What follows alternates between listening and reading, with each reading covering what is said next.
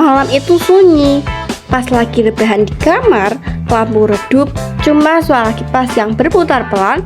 Tanganku terus scroll layar HP tanpa tujuan, sampai tiba-tiba aku berhenti. Entah kenapa aku jadi sadar sesuatu yang aneh.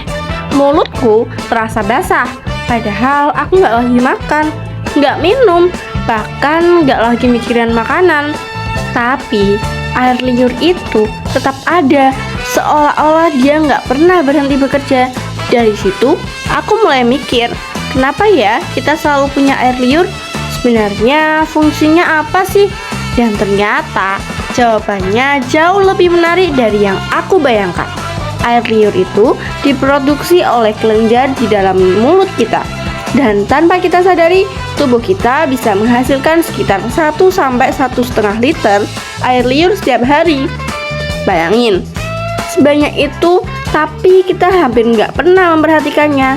Seolah-olah tubuh kita punya pabrik rahasia yang terus bekerja selama 24 jam tanpa henti. Tapi yang lebih keren lagi, air liur bukan cuma air biasa.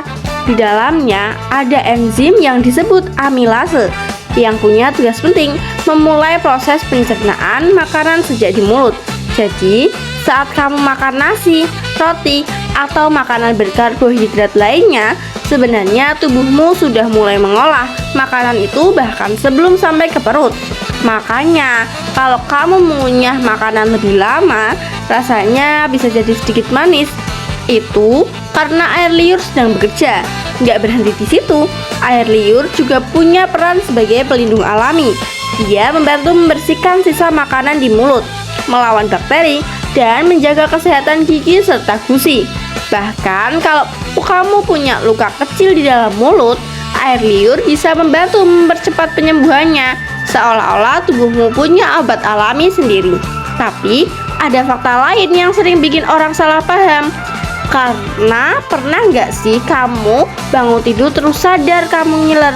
Banyak orang langsung merasa malu atau menganggap itu jorok. Padahal sebenarnya itu tanda bahwa tubuhmu sedang dalam kondisi sangat rileks. Saat tidur, terutama dalam posisi tertentu, refleks menelan kita berkurang. Akibatnya, air liur yang biasanya langsung tertelan jadi keluar begitu saja.